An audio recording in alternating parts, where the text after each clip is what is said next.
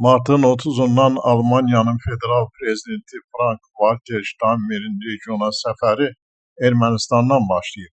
Aprelin 2'sində isə onun Azərbaycana səfəri gözlənilir.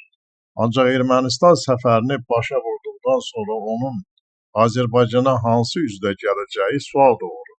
Belə ki, Almanya'nın federal prezidenti Ermənistanda olduğu müddətdə Bakıya gözlənilən səfərinə kölgə sala biləcək bir sıra ciddi səhvlərə yol verir. Beləliklə, birinci səhv.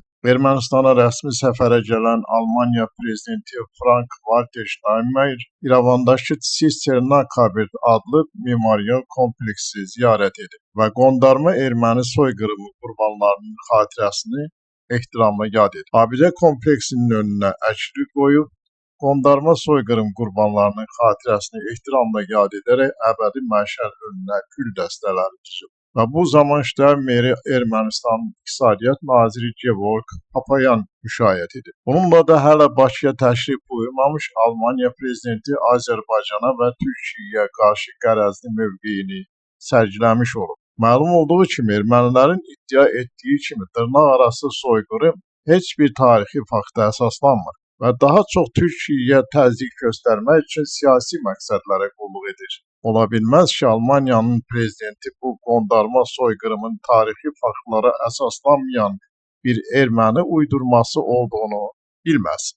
Almanya prezidentinin ikinci kobud və bağışlanması mümkün olmayan addımı.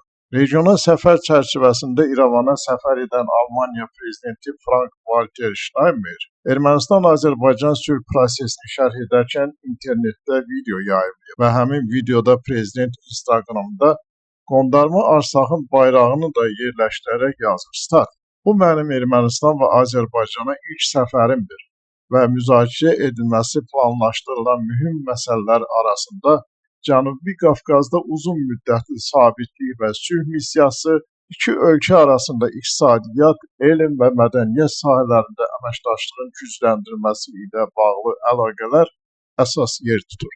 Münaqişə Dağlıq Qarabağ regionuna aiddir. Beynəlxalq hüquqa görə region Azərbaycana məxsus olsa da, orada yaşayanların böyük əksəriyyəti ermənilər olub statın sonu. Bununla da Almanya prezidenti Azərbaycana qarşı qərəzli niyyəti ilə heç də Zatolinlərdən fərqlənmədiyini göstərir.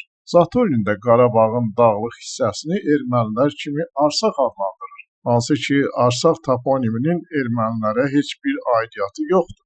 Belə ki, ermənilərin bugün təhrif edərək öz adlarına çıxmaq istədikləri Arsaq əslində Ərsaq toponimi orta əsrlərdə Qarabağın dağlıq hissəsində yaşamış Sak tayfalarından alınıb.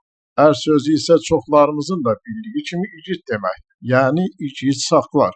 Erməni işğalçıları isə qədim Azərbaycan torpağı olan Qarabağın dağlıq hissəsinə sahib çıxmaq üçün Ərsaq adını təhrif edərək saxtalaşdırıb onu Arsaq kimi təqdim ediblər.